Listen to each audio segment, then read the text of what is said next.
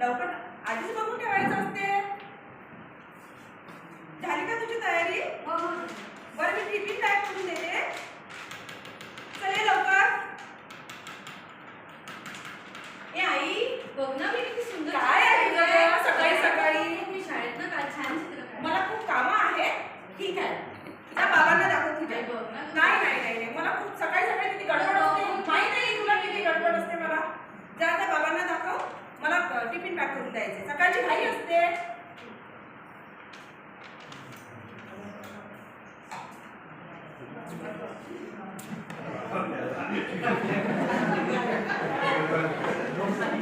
बाबा बघा ना मी किती छान चित्र काढलंय. गडबड करू नको, मी इथे महत्वाचं काम करत आहे.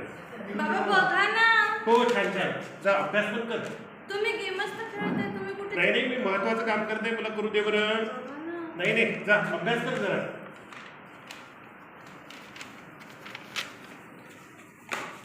अरे काय केलं तू? तुला ग्लास सुद्धा दिसत नाही इथे पडून. ग्लास पडला, मूर्ख आहेस का तू? कसं काय ग्लास पडला? बाबा मी मूर्ख नाहीये, मी खेळत होती ना. बस जा आता शाळेत जा.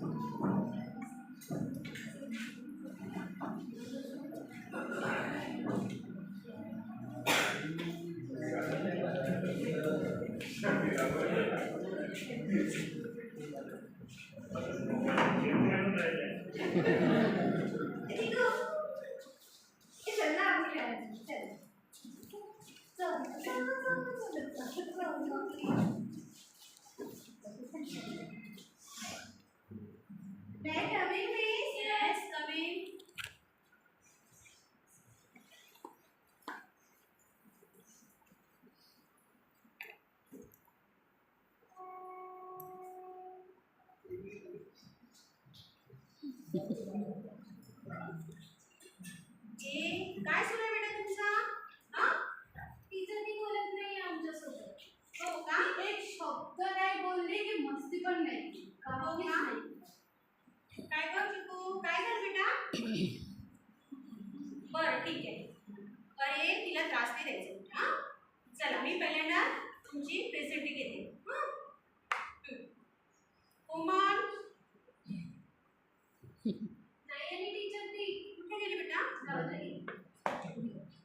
मयुरी आली बाई. हां विनोद प्रेझेंट टीचर. उषा नाही आली. चिकू चिकू जोरातच करते बेटा. Yes madam.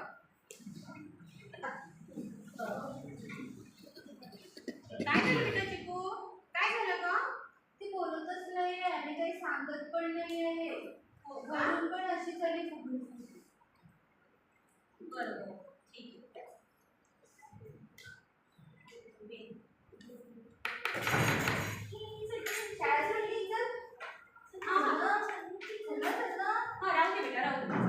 तुम्ही जा की नंतर हो ठीक आहे. चिकू ए चिकू इकडे बेटा.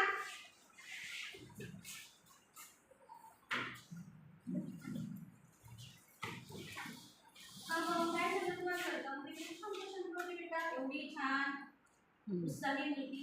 काय झालं? ते झालं का घरी? हो का? म्हणून तुला एवढा राग आलाय?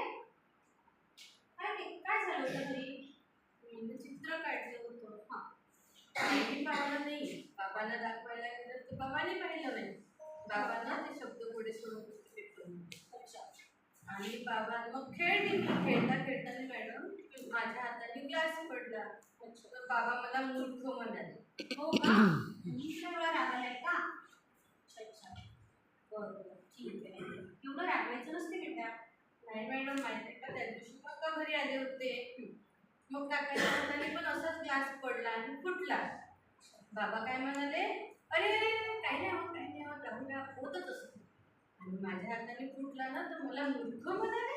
मी का मूर्ख आहे का मॅडम? मला काही समजत नाही. तू खूप शहाणी आहे बेटा. आणि तसंच असतं, थोडं घरी मोठ्याने जर चुका केल्या, सगळ्या चुका सगळ्यांकडूनच होत असतात बेटा, पण मोठ्याने केल्या तर ते त्यांनी मान्य पण करायला हवं. ठीक आहे मॅडम, मी खूप छान चित्र काढली आहे. बाबाने नाही पाहिजे आम्ही अरे वा, खूप सुंदर. निपुण आहे तो माझी आई. आणि निपुण आहे माझे बाबा. आणि हे मी. अरे वा, खूप सुंदर चित्र काढलंय. शाबास शाबास शाबास. बरं बघ चिकू, आता तू म्हणते की माझ्या घरी काका आले होते आणि त्यांनी त्यांच्याबद्दल पाणी सांगितलं तर बाबाने काय म्हटलं की मूर्ख म्हटलंय ना तुला. पण असं नसतं बेटा, मोठ्यांनी आपल्या चुका मान्य करायलाच हव्या.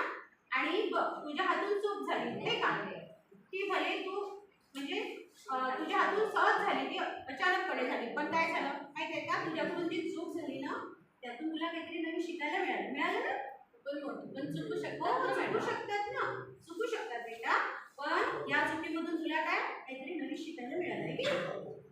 आणि यानंतर बघ, आता काय करशील, जर तुझ्या हातून पाणी सांडलं खाली तर तू बाबाला मदत करशील ना पुसायसाठी.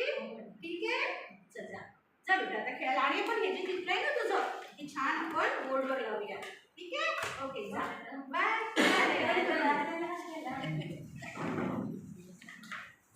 अरे वा मॅडम, तुला खूपच छान पद्धतीने समजून सांगितलं. हो सर, कारण ती खूप रागात होती सर करून आलेली आणि तिने सांगितलं मला की त्या बाबांनी तिला मूर्ख म्हटलं. त्या गोष्टीचा तिला म्हणजे खूप राग आला होता, पण मी तिला केलं थोडं शांत. आणि सर माझं एक माझी रिक्वेस्ट आहे तुमच्याकडे की आपण आता आपल्या शाळेमध्ये पालक सभा आपण अरेंज करूया आणि त्यामध्ये आपण सगळ्या पालकांना बोलू आणि त्यांच्यासोबत आपण सकारात्मक चर्चा करू की मुलांसोबत आपण अशा पद्धतीनं वागलं पाहिजे. काम करू मॅडम की आपण एक पालक सभेमध्ये संवेदनशील पालकत्व या विषयावर एक आपण विशेष ठेवूया आणि त्या सभेमध्ये सगळ्या पालकांना हा विषय त्यांच्यासमोर मांडूया. कारण बघा मॅडम, प्रत्येक पालक हा संवेदनशील असतोच, पण ती संवेदनशीलतेची पद्धत बदलणे गरजेचे आहे. जर बदलली तर पालकांच्या मुलांसमोर आपल्या पाल्यांसोबत एक चांगले मैत्रीचे नाते निर्माण होऊ शकते. नक्कीच आणि त्यातूनच मग एक दोन नातेसंबंध तयार होऊ शकते आणि ते मुलांच्या भविष्यासाठी खूप चांगले होऊ शकते. तर आपण एकदा पालक सभेमध्ये हा विषय ठेवूया.